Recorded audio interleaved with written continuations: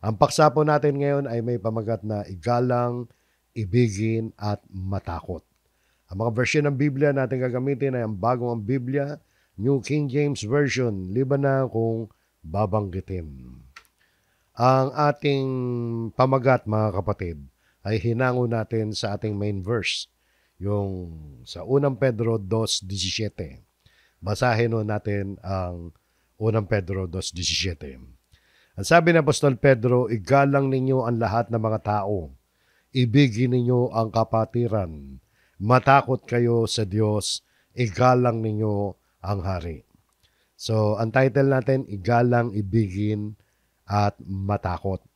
Pero dito, 2 beses na nabanggit yung salitang igalang sa unang pangungusap at doon sa huling pangungusap.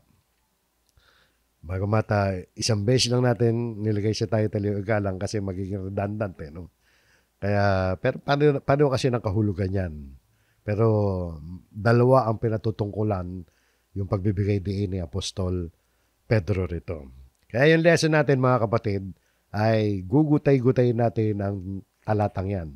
Hahatiin natin ito sa 4 na bahagi ayon sa pagkakasunod-sunod na mga pangungusap dito sa ating main verse.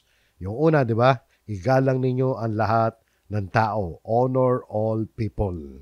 At yung ikalawa, ibigin ninyo ang kapatiran. Love the brotherhood. At yung ikatlo, matakot kayo sa Diyos. Fear God. At yung ikaapat, igalang ninyo ang hari. Honor the king. So pag-aralan po natin, isa-isa yan mga kapatid. Igalang ninyo ang lahat ng tao. Honor all people. Yung salitang igalang dito mga kapatid, hindi lamang respect, kundi honor pa. Honor, di ba? Yung salitang igalang dito sa Greek word, sa pagkakasulat niya sa wikang Grego ay timao. Timao. Ang ibig sabihin ng timao mga kapatid ay hindi lamang ordinaryong paggalang yan sa pamamagitan ng salita. Hindi yan yung opo at po lang, po at opo lamang. Hindi salita lang yan. Kundi ito mga kapatid sa kahulugan yan sa wikang Grego, yung pangunahing kahulugan nito yung pagbibigay ng karangalan. Kaya honor pagdating sa English honor, pagbibigay ng karangalan o pagpapamalas ng mataas na paggalang yan. So, hindi lang ordinaryong respeto yan. Ang sabi na iba, paano mo naman re-respetuhin yung mga hindi naman respeto? Hindi ho yun ang pinag-uusapan dito. Sapagkat dito, kahit na hindi kagalang-galang, igagalang ho natin. Hindi naman ibig sabihin, pag ginala mo, ay susundin mo. Igalang mo. Kahit wag mo siyang sundin, igalang mo siya. Igalang natin siya na bakit natin igagalang? Kasi meron tayong mataas na pagtingin sa kanya dahil Dahil unang-una, utos ng Diyos na igalang natin sila. Ikalawa, dapat natin makita rito na ito ay isang paraan. Yung paggalang dito, isang paraan na pagkilala natin sa pagkakatulad natin sa kanila. Saan ba tayo magkatulad? Na lahat tayo, mga kapatid, ay nilikha ayon sa wangis ng Diyos. Yung kapwa mo na hindi mo ginagalang at kung minsan nilalait mo pa, ay nilikha din yan ayon sa larawan ng Diyos. Alam niyo, katulad dito, nung pagpapahiwatig ni Apostol ni Santiago pala, dito sa Santiago 3:9. Tingnan niyo. Sa pamamagitan nito ay pinupuri natin ang Panginoon na Ama, at sa pamamagitan nito ay nilalait natin ang mga taong ginawa ayon sa larawan ng Diyos. Dito parang nanunumbat si Santiago, di ba? Na ang tinutukoy rito na sa pamamagitan nito, tinutukoy dito sa konteksto niyan, ang tinutukoy ni Santiago pala rito ay yung pagsasalita natin. Sa pamamagitan nito, ng dila natin, sa pamamagitan ng dila natin, pinupuri natin ang Panginoon Diyos at Ama.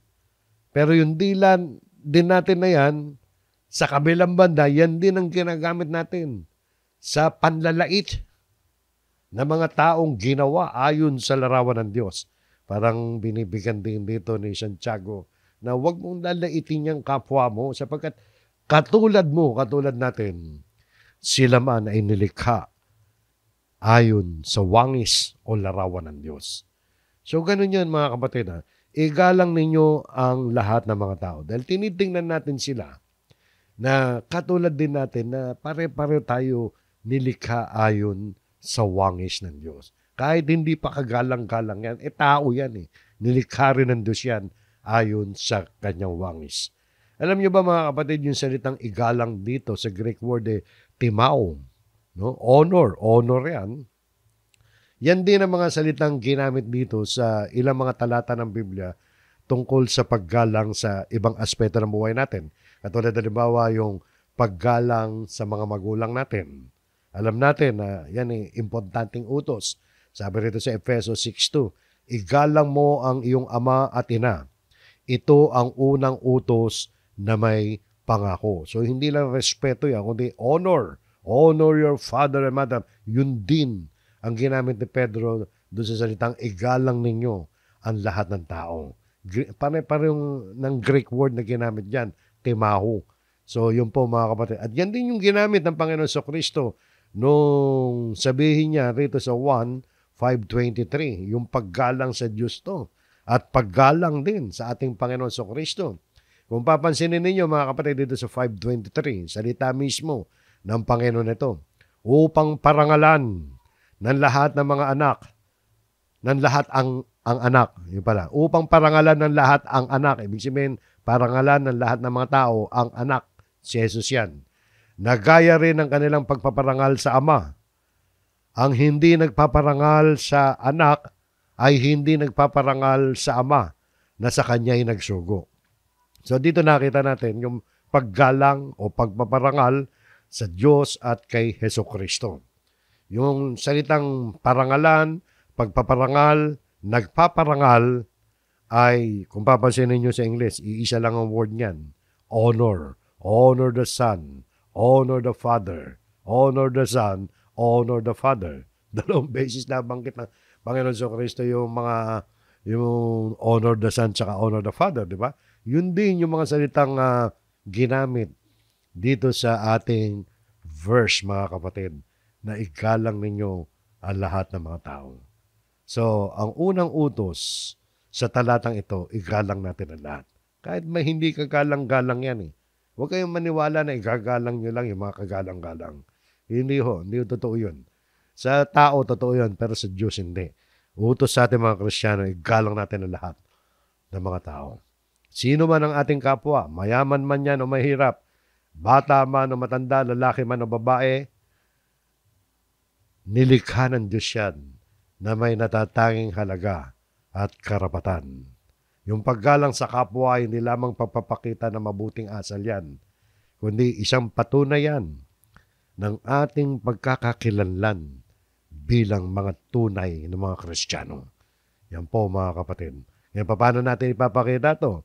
Ito mga simpleng application mga kapatid. Tingnan po natin. Paano natin ipapakita yung paggalang? Mga halimbawa lang to, no? Sa ating pakikipag-usap, dapat may paggalang. Pakikipag-usap na may paggalang. Dapat natin bigyang halaga ang bawat salitang binibitiwan natin. Ito man ay nagdudulot ng pag-asa o kaya ay nagsisilbing criticism na constructive. Pumupo naman tayo o kaya nag-encourage tayo. Pag-ingatan natin ang mga salita natin. Lalo na kapag pumupo na tayo, no?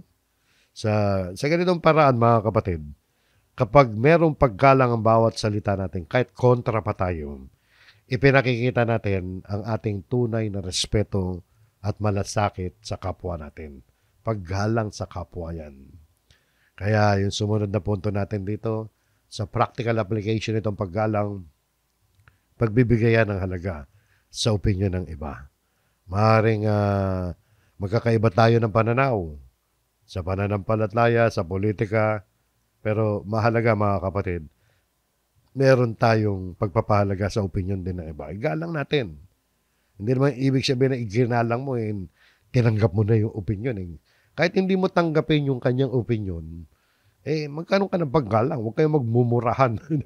Diba? Nagmumurahan ng lalaitan sa isa't isa. At yung paggalang, mga kapatid, ay yung pagpapakita na malasakit yan. Hindi lamang sa salita, kundi pati na rin sa gawa. Nagmamalasakit tayo sa kapakanan din ng iba. May paggalang kasi tayo sa mga, lalo na sa mga nangangailangan o pagbibigay ng oras sa ating kapwa. Respeto yan mga kapatid. Kahit hindi kagalang-galang, tandaan niyo yan. Paggalang din sa karapatan ng iba. Hindi lang naman tayo may karapatan tayo, pare-pare tayo ng karapatan, pero igalang din natin ang karapatan ng iba. Huwag natin i-insist yung karapatan natin kung makakasagasa tayo ng kapwa natin. Halimbawa, may karapatan ka magsaya, magdiwang sa birthday mo. Ganun pa man, mahalaga rin igalang ang karapatan ng iba, di ba? Tulad ng pangangailangan na yung iba, kailangan na magpahinga ng maaga-aga sa gabi. Dahil may trabaho pa kinabukasan, ikaw, sasabihin, hindi, birthday ko eh. Birthday ko, kahit mag-ingay ako. Hindi ho ganun yun. May karapatan ka magsaya sa birthday mo, pero huwag kang mang-istorbo ng kapitbahay mo. Sapagkat meron din naman silang karapatan na magpahinga. O, di ba? Paggalang yan sa karapatan ng iba. So, marami pa. Nagbigay lang tayo ng ilang mga aplikasyon. So, igalang ninyo ang lahat ng tao. Lalo na itong nakaraang eleksyon, mga kapatid.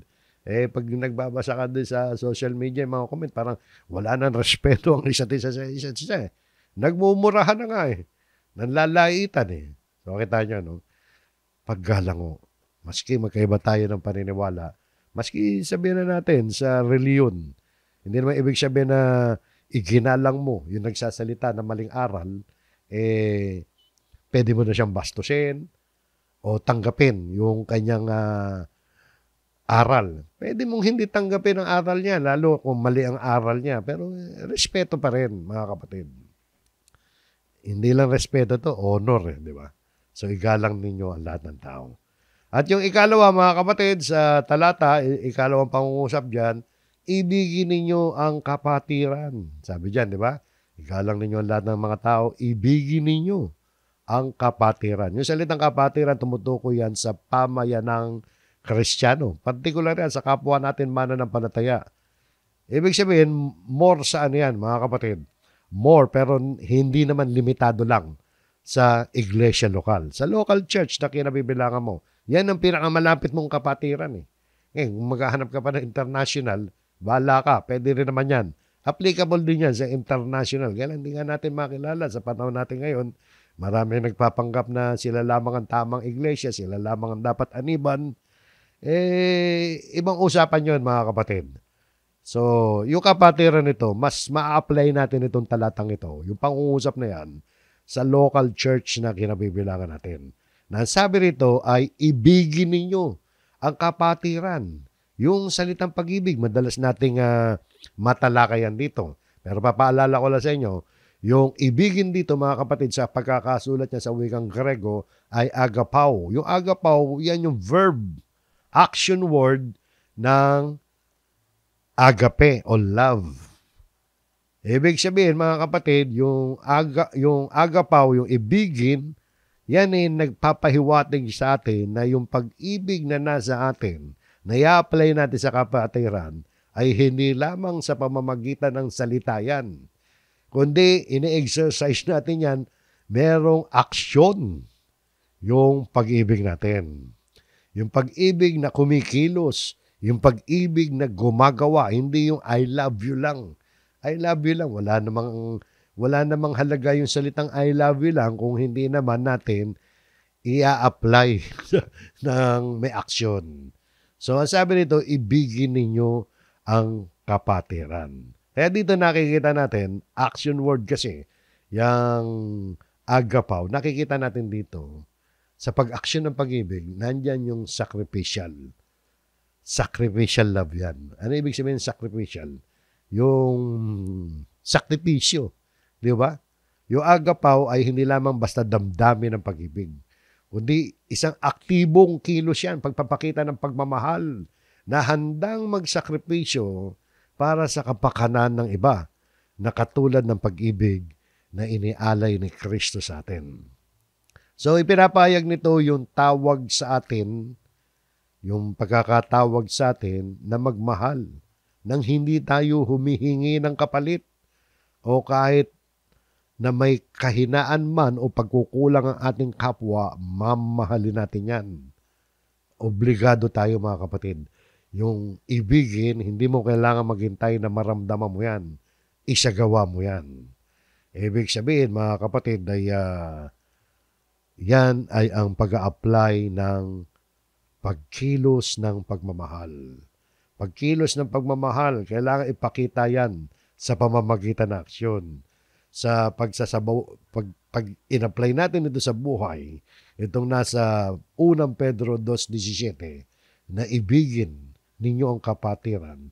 Ibig sabihin yan hinihikayat tayo na ipakita ang ating pagpapahalaga sa kapatiran. Magmalasakit tayo doon sa local church sa kinabibilangan natin. Hindi lamang sa salita, kundi sa pamamagitan ng konkreto at mapanuring gawa. Alam niyo, isang aplikasyon dito yung pagmamalasakit mo sa local church, yung dumalo ka tuwing araw ng linggo sa pananambahang face-to-face. Tapos na ang pandemic, mga kapatid. Huwag na tayong masyadong umasa sa online. Yung online extra na lang to. Magandang nakikinig din tayo sa online, di ba? Katulad ng ginagawa nyo. Pero huwag natin kakalimutan yung pagmamalasakit natin sa local church natin, yung pag-ibig natin sa local church natin sa pamamagitan ng pagdalo sa pagtitipon. Sapagkat sa pamamagitan nun, nakaka-encourage tayo para tumibay rin yung ibang mga kapatid. Ma-encourage din silang dumalo. At alam naman natin ang pagdalo sa pagtitipon, utos din naman na huwag nating pabayaan ang ating pagtitipon. Sample lang mo yan mga kapatid. Pagkilos ng pagmamahal, ibig sabihin talaga magmamalasakit tayo sa isa't isa. Tumulong tayo sa oras ng pangangailangan at magkaroon tayo ng magandang komunikasyon sa isa't isa bilang magkakapatid sa local church. At yung ikatlong aplikasyon nito mga kapatid, yung ibigin ninyo ang kapatiran ay yung pagkakaugnay ng pagmamahal sa Diyos at sa kapwa. Mahalaga yan mga kapatid I-apply natin ang pagmamahal natin sa Diyos sa pagmamahal natin sa kapwa. Kasi sabi nga, di ba, ng ibang mga talata sa Biblia, na paano mo mamahalin o iibigin ng Diyos na hindi mo nakikita kung ikaw naman ay hindi umiibig sa kapatid na nakikita mo. Kung yung nakikita mo, hindi mo kayang ibigin, paano mo maiibig yung hindi mo nakikita? So nakita nyo yung application ng pag-ibig natin sa Diyos ay sa pamamagitan ng pag-ibig natin sa kapatid natin. Sa madaling salita mga kapatid, yung sa konteksto rito mga kapatid, yung agapaw ay isang paalala na ang pag-ibig sa kapatiran ay hindi basta-basta damdamin lang yan, kundi isang malawak na aktibong utos yan ng Diyos. Ito yung isang pag-ibig na umaabot, lagpas sa ating mga personal na emosyon. Lagpas yan sa damdamin natin, isang pagpili at kilos yan ng puso na nagpapakita na kabutiang loob, pagkakaisa, at hindi makasariling malasakit. So yan mga kapatid, sa pagsasabuhay natin ng pag-ibig dito sa kapatiran, hindi lamang natin tinutularan ng pag-ibig ni Kristo, kundi pinapakita rin natin ang ating pagkakakilanlan bilang mga Kristiyano. So yan po mga kapatid. At alam nyo ba, paano pa natin i-apply ito sa buhay po natin? Ito mga kapatid, practical application pa rin. Okay, paano tayo mag-iibigan bilang magkakapatid sa pananampalataya? Tingnan ninyo mga line up dito sa Colosas 3:12, 13 at 14 ng Colosas. Sa sulat ni Pablo, tungkol to sa pag-ibig sa kapatiran. Tingnan nyo. Bilang mga hinirang ng Diyos, mga banal at minamahal, magbihis kayo ng kahabagan, ng kabaitan, ng kababaang loob, ng kaamuan at ng katyagaan. Hanggang verse 14 to, pero dito muna tayo. Mahalaga kasi ang nilalaman nito. Papunta to sa pag-ibig sa kapatiran Ito yung relasyon natin sa isa't isa At sabi nito, magbihis daw tayo ng kahabagan. Mali ilan yan? 5 yan no? Kahabagan, kabaitan, kababaang loob, ng kaamuan at ng katyagaan. Ibihis daw natin yan. Ibig sabihin ibihis yan, hindi naman literal paano ibibihis ng literal yan? Pinakikita lang yan mga kapatid, yung ipamuhay daw natin ito. Pag binihis mo, nilagay mo sa katawan mo yung literal na damit, ibig sabihin kasama na yan sa buhay mo. So isama natin sa buhay natin ito. Ang alin? Kahabagan. Ano ba ibig sabihin ng kahabagan? Heart of compassion sa English. Ito yung pagiging mahabagin, maawain natin. Na nagpapakita tayo ng malasakit, pangunawa sa kalagayan ng iba. Tinitingnan din natin yung kalagayan ng iba, hindi yung sa atin lang, marunong tayong maawa. Ano pa? Kabaitan. Ano ba yung kabaitan sa English? Kindness. Pagkain tayo mga kapatid, ibig sabihin mabuti tayo sa kapwa natin. Isang paraan yan ng pagpapakita ng pag-ibig. Di ba? At respeto rin sa iba. Ano pa? Kababaang loob, humility. Alam natin yung humility. Madalas nating madinig yan. Yan yung pagpapakumbaba natin. Marunong tayong magpakababa sa harap ng mga tao. Siyempre, hindi lang dahil pagpapakita ng tao yan, kundi yan pagpapairal din ng ating pag-ibig. Hindi tayo nagmamalaki, hindi tayo nagmamayabang, hindi tayo mapagmataas. So, dapat may kababaan loob tayo. Kung ano man ang tinapos mo sa buhay mo, kung ano man na-accomplish mo sa buhay mo, wag mo nang ipagyabang yan. Dapat marunong tayong meron tayong kababaang loob, humility. Nang kaamuhan, gentleness. Yung pagiging mahinahon yan, di ba? Pag gentle ka, hindi ka padalos-dalos sa pag-uugali, sa galit, may control ka sa sarili mo. Dahil nire-respeto mo rin yung iba. Gentle, be gentle, di ba? At yung katiyagaan, patience. Katiyagaan yan, mga kapatid, pagpapasensya yan. Sa mga, di ba, maski sa pagsubok man, mapagpasensya ka, mapagtiis ka. Pero yan, ina-apply natin dito sa konteksto, sa ating kapwa, maging patient tayo sa kapwa natin, yung sa ating pakikitungo sa iba. Yan pagpapakita na talagang meron tayong pananampalataya at pagmamahal na pagpapasensyaan natin yung pagkukulang ng isa't isa. Kaya nga sa Colossus 3:13, sumunod na talata, pagtiisan ninyo ang isa't isa, magtiis tayo. Pagtiisan natin ng bawat tao, may kahinaan, may pagkakamali, bawat kapatid may pagkukulang. Sa halip na mabilis tayo magalit, humusga, dapat tayong magpakita ng pangunawa at tiyaga sa ating kapwa. At ang sabi rito, at kung ang sino man ay may reklamo laban sa kanino man, magpatawaran sa isa't isa. Patawaran daw tayo. May reklamo ka sa kapatid. Bakit na-offend ka ba sa isang kapatid? May reklamo ka ba? May nakita kang diferensya sa buhay niya? May reklamo ka ba, kapatid? Abay, sabi rito, magpatawaran kayo sa isa't isa. Paano natin patatawarin ang isa't isa? Kung paanong pinatawad kayo ng Panginoon, ay gayon din naman ang inyong gawin. Paano ba tayo pinatawad ng Panginoon? Abay, yung laki ng kasalanan natin, sapat para ihagis tayo sa dagat-dagatang apoy, di ba? Ganun kalaki tayo pinatawad ng Panginoon. At bukod doon, araw-araw nagkakasala tayo. Palagi tayong binibigyan ng hindi lang second, third, fourth chances ng Panginoon. Maraming beses, pinapatawad tayo ng Panginoon, halos hindi matapos-tapos sa pagpapatawad ng Panginoon sa atin. Ganun daw tayo magpatawad sa kapwa natin. Sa kapatid to, mga kapatid, ang pinag-uusapan sa isa't isa. Tinutukoy niya mga kapatid sa Colossus, mga Kristiyano yan. So nakita nyo, no?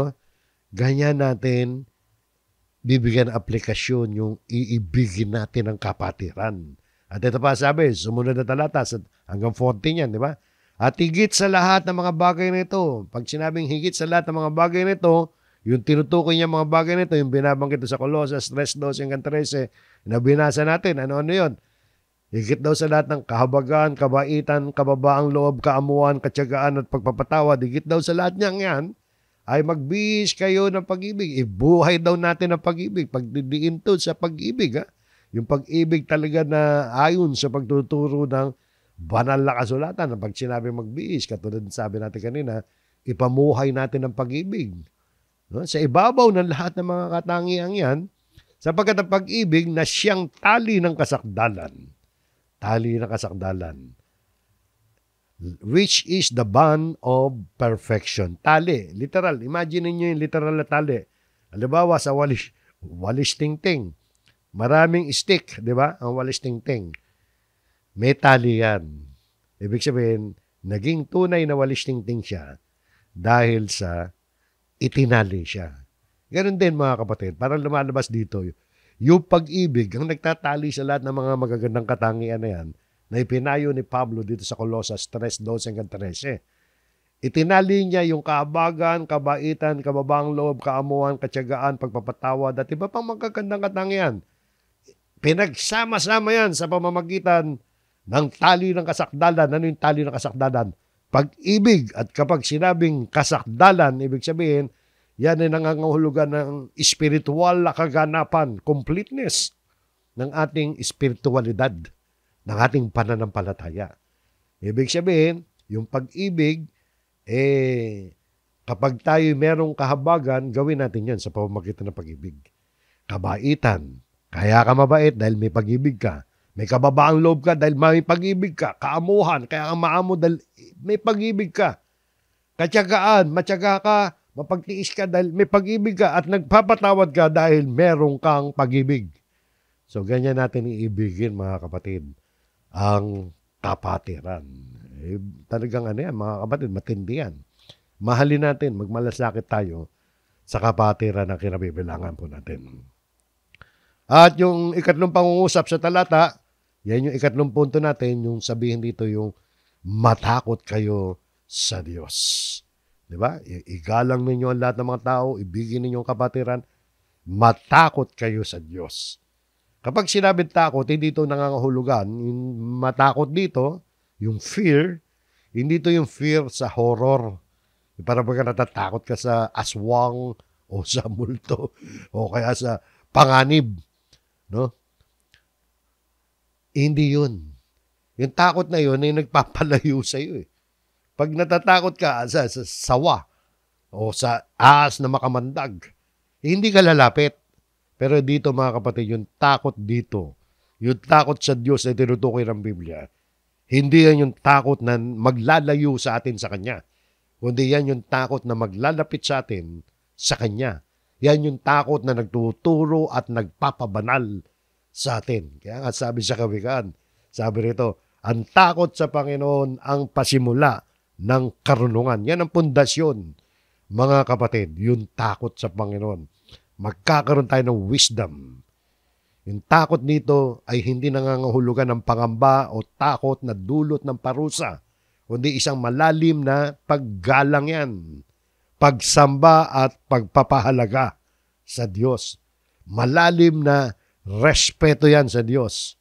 Yung pasimulan ng karunungan, nagpapahiwatig yan ng wisdom, karunungan na nagmumula sa tamang relasyon sa Diyos. Kung meron tayong takot sa Panginoon, meron tayong tamang relasyon sa Panginoon, magkakaroon tayo ng karunungan. Kapag ang isang tao ay may takot sa Panginoon, magiging bukas siya. Magiging open-minded siya sa pagtuturo, gabay at pagpapahayag ng katotohanan na mula sa Diyos. Kasi nagkakaroon ka ng wisdom eh. Nirerespeto mo na malalim ang Diyos. Iginagalang mo na malalim ang Diyos. Yan ang takot sa Panginoon. Kaya yung sumunod dito, at ang pagkakilala sa banal ay kaunawaan, and the knowledge of the Holy One is understanding.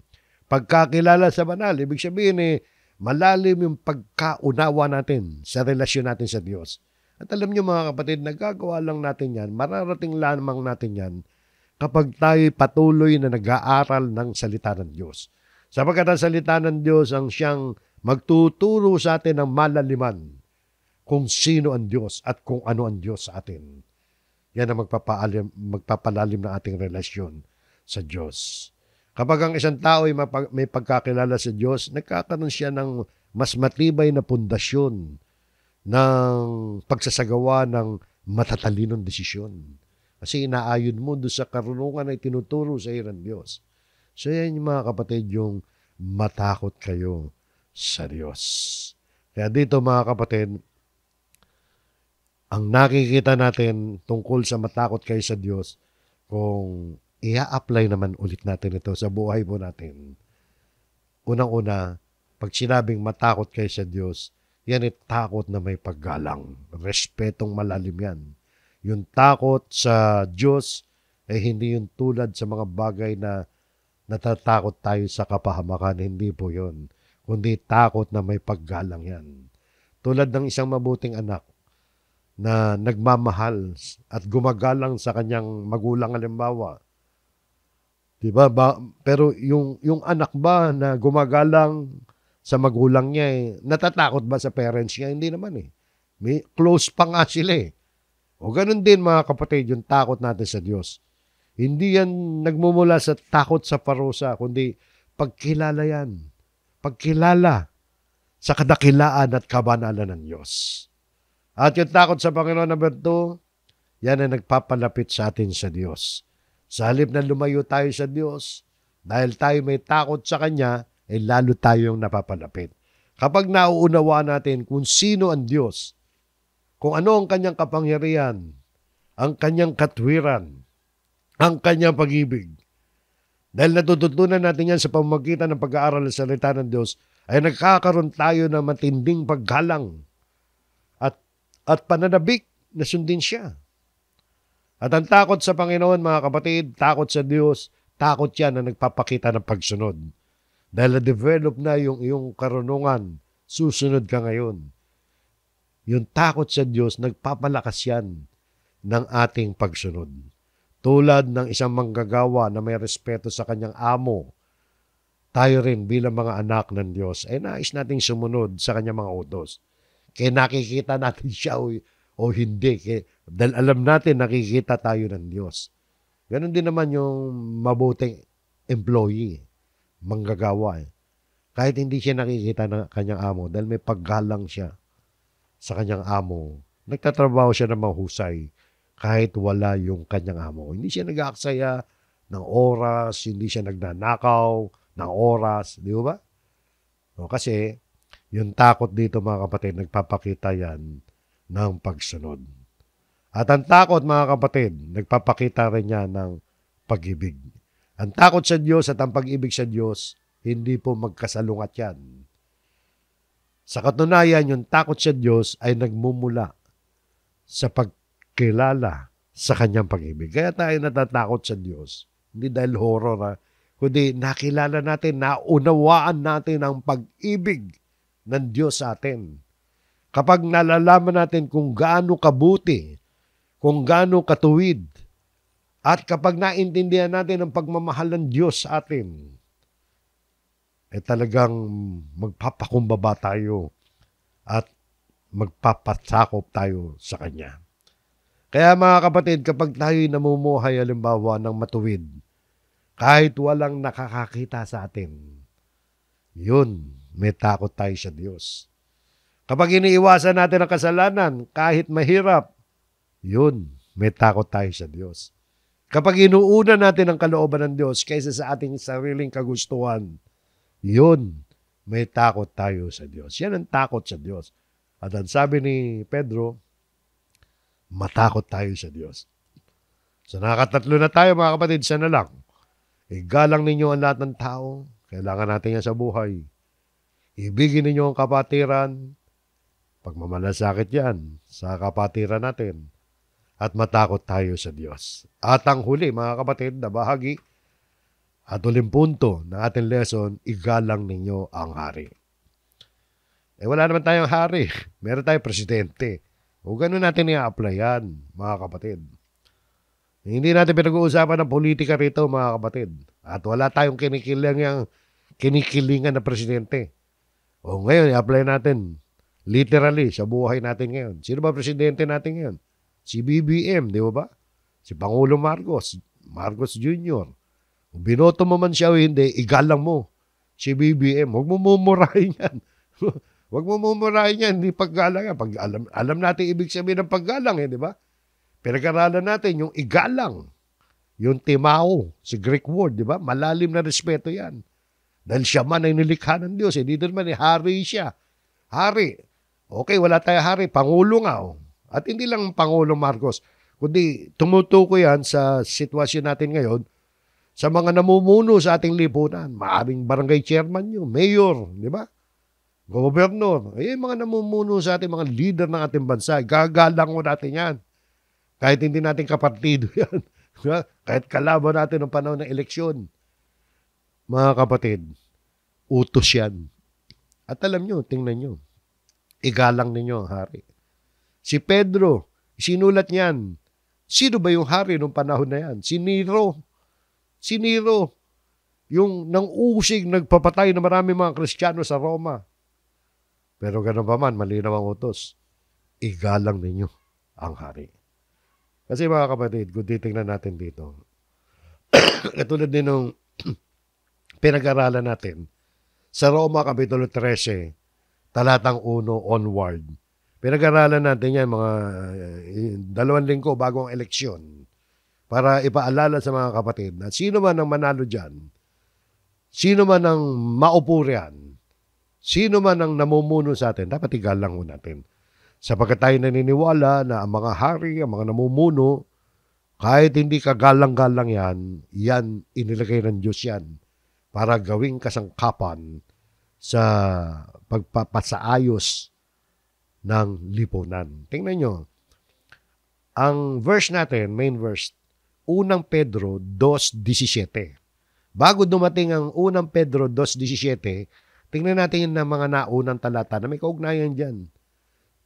Sa 2:13, sabi ni Pedro, pasakop kayo sa bawat pamahalaan ng tao, alang-alang sa Panginoon, maging sa hari na kataas-taasan, o bawat pamahalaan ng tao. Yung salitang bawat pamahalaan ng tao, hindi lang tumutukoy yan sa hari. Kasi binanggit ng hiwalay pa maging sa hari na kataas-taasan. So nakita nyo, ano mang gobyerno na nandyan, barangay, mayor, di ba? So yun po mga kapatid, pasakop daw tayo. Bakit natin gagawin yan? Ang sabi rito, alang-alang sa Panginoon. Ibig sabihin, dahil ito ay iniuutos sa atin ng Diyos na tayo ay magpasakop sa bawat pamahalaan ng tao. Kaya dyan mga kapatid, madalas natin sabihin, ang mga Kristiyano ay hindi dapat sumama sa mga armadong rebellion, armadong pag-aaklas laban sa anumang pamahalaan. Pwede tayong, gumamit ng ating karapatan, pero never na pababagsakin natin ang gobyerno. So nakita nyo mga kapatid, pasakop daw tayo. Tuloy pa natin. O sa mga gobernador na sinugo niya upang parusahan ang mga gumagawa ng masama at parangalan ng mga gumagawa ng mabuti. So nakita nyo, katulad din yung pinag-aralan natin yan sa Roma. Si Pablo, sinulat yun sa mga Kristiyanong taga-Roma at noong mga panahon na yun, inuusig ang mga Kristiyanong taga-Roma ng gobyerno mismo. Pero pasako pa rin, mga kapatid. Katulad din ng Pedro. No? Si Pedro, sang-ayon sa kasaysayan na labas sa Biblia, sa traditional history, si Pedro, binita yan sa Roma na pinako sa krus ng pabaligtad. Nakita nyo, no? Pero sabi niya, maging sa gobernador daw, sinugo para parusahan ng mga gumagawa ng masama at parangalan ng mga gumagawa ng mabuti. Pasakop daw tayo mga kapatid. O bakit? Ano ang dahilan ng pag-uutos na ito ni Pedro?